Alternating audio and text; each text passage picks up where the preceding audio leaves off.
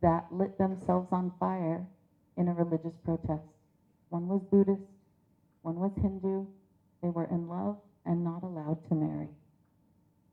And in protest lit themselves on fire and gave their lives for that. So at some point in time, as humanity, we get to learn a lesson. At some point in time, we get to see how beautiful our differences are, but how important it is for us to come together in, as Bharati was saying, the one God. And we have different eyes to see that God. And what's amazing about it is that we will open each other's perspectives to a larger and grander view of God, in my opinion. And we're also, we'll be welcoming lots of comments from the audience, because we recognize that we are two, but together we make a beautiful mosaic. Go ahead and put the slide. That's my logo from Inspired Legacy, and it's about the phoenix rising from the ashes. Because you see, at one time I had a very intense near-death experience, and that's why religion and spirituality are so important to me. As Bharati pointed out, when people go to the light, it is the same light. And when I came back from that experience, I saw that same light in every person's eyes, no matter where they came from. Go ahead. And this is just part of my organization called She Rose United. I'm the executive director, and this is some of the light we've been able to share. Will you do one more? This was our group at the Parliament of the World Religions, and the reason I want to share with you why this is so important to me, especially for women, was because I got to address a group of women not very unlike you from around the world. And we were talking about something very intense and beautiful. And we were talking about a woman and her body and how important it was to stand in your own power. But I also had this discussion because in Jerusalem at one time there was the great Temple of Solomon. And it was so great and so mighty that the actual presence of God was said to reside in this temple. And then the temple was destroyed. And since that time, there have been other temples built, but none were as great and mighty to where only Shekinah, which is the breath of God, could reside in the temple. And I said to those women from around the world, I said, how many of you feel like this temple has been desecrated to where you don't deserve the actual presence of God? And almost every woman raised her hand. And that's when I said, something gets to shift within women. Something gets to shift within humanity where we say we are all each special and precious and amazing, no matter our religion, no matter our background, and especially no matter what has happened to us or for us, and that it's time for us to step up. And I really believe that, as Bharati has mentioned, this concept, it's going to be up to women to bring the openness into the world. Men have historically brought about safety for their families, and women have brought about openness in communities. And so it is our time. Go ahead. That's my Feisty Goddess program for high-spirited women leaders. Go ahead. So this is one of my favorite spiritual scientists. How many of you know who this is? Albert Einstein, yes. And do you know what he said about religion and science? He said that let me change that. He said science without religion is lame, and religion without science is blind. So he recognized the importance of that. And he also believed in the mystery. He believed there was spirit and intuition, and he believed that the mystery was part of the connection between God and humans. And some of the things that I'm going to share with you that some different scientists have discovered, a lot of it has been on accident. They've been looking for one thing and something else comes into their space because it is from a divine source. So the first time when he was 4 or 5 years old, his father gave him a compass, and he was mesmerized by true north. And that's when he realized that something deeply hidden must be behind things. And he kept that with him for his life. So again, this is Kat Hawkins, and she created this beautiful mandala. How many of you have noticed the mandalas here in India? Just striking. How many of you have started coloring mandalas at home? Yeah, it's becoming quite a thing. Mandalas have been used for centuries upon centuries. And an interesting thing has been discovered, that some of these mandalas have actual resonance with tones. So how many of you are familiar with Om? Yeah. Go ahead to the next one. So Om, this is the Sri Yantra mandala. It has been around for thousands of years.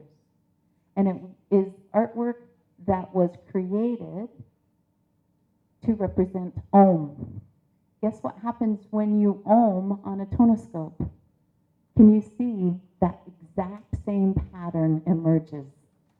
Thank you, Katie Jo.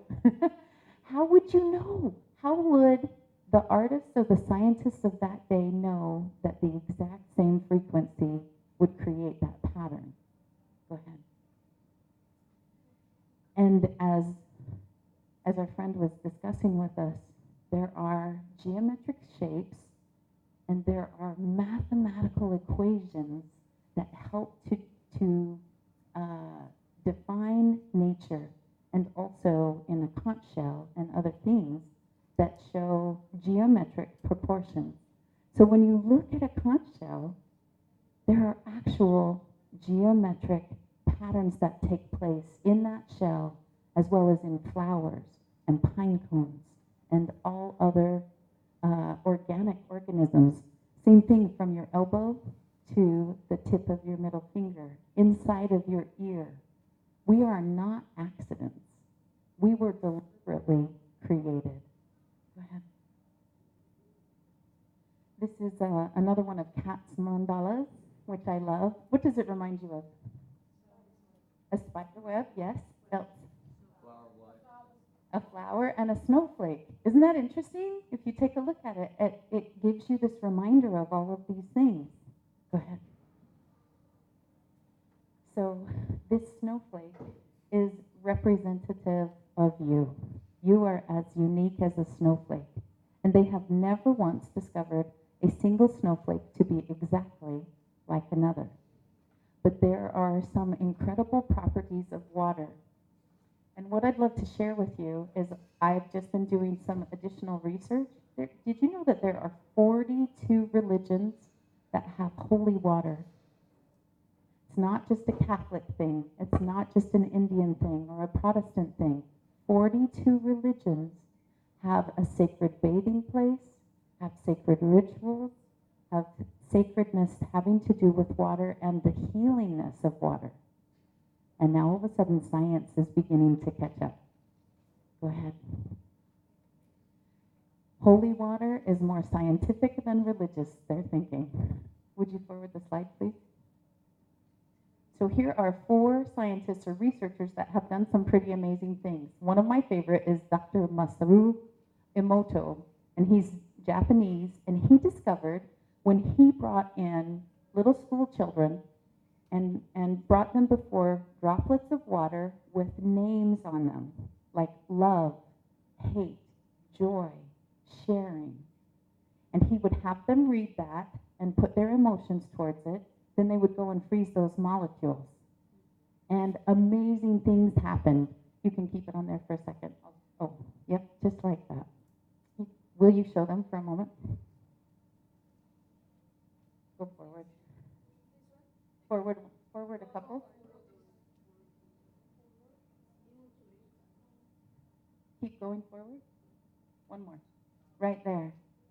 So these are some of the things that he discovered. And what's interesting is that he did one for Hitler. And the amazing thing is it turned out beautiful and magnificent, because Hitler was a creator. He was also a destroyer, but he was a creator.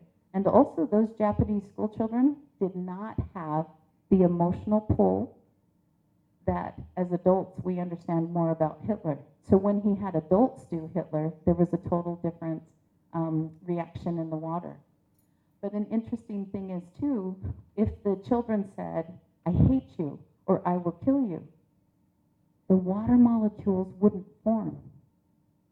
And they discovered that when a priest or a holy person puts a blessing on water, that the water molecules actually change. And there are now priests and others who are going to water sources around the world, and they are blessing those water sources. Would you do a previous? Before that. Two before that. Right here. So Luc Montagnier, he's a Dutch Nobel laureate, and he discovered that water has a memory. And I've got some pictures of him. But what they discovered is if they took water from the beginning of the Rhine River, and then they took water from the end of the Rhine River, that there was more information in the end of the Rhine River water than there was at the beginning.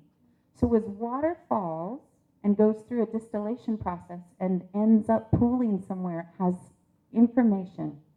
But as it flows and as it comes into contact with any living being or creature, it pulls up more information. So every time a flower is dropped into water, that water takes on some of the imagery and memory of that flower. When you change out the flower and put a new one in, the cells of the water will change to reflect that new flower. It's amazing. And then John Clanzius, he's a US cancer doctor. Remember I was telling you about the accidents? So he was trying to split salt water, and he discovered that he actually could set salt water on fire. This is a brand new discovery, just happened within the last 6 months. So amazing things are happening. We could use salt water as fuel. But we also have to think of the ramifications of using salt water as fuel. And then Victor Schoberger, he's a German natural scientist and forester. And do you know what he discovered? He has worked on flooding throughout different countries. And you think of the tsunamis and some of the other areas that we've struggled with. But especially where riverbanks get eroded and the water goes out. Like in India, we were up in Bhimtal, and there's areas where the monsoons will take out entire areas if they don't have the riverbanks all solidified. What he's discovered are those geometric principles. So instead of trying to create concrete or steel structures that force the water to go a certain direction, if you allow the water using those other geometric, the Fibonacci sequence, and allow the water to spin as it flows down the river, it will not damage any of the banks. So there's some amazing things we're discovering. Go ahead. And this is the German research, or the Dutch researcher that I was telling you about. So these water cells actually represent 4 different individuals. So let's just say I took this water and I gave each one of you a droplet. Just by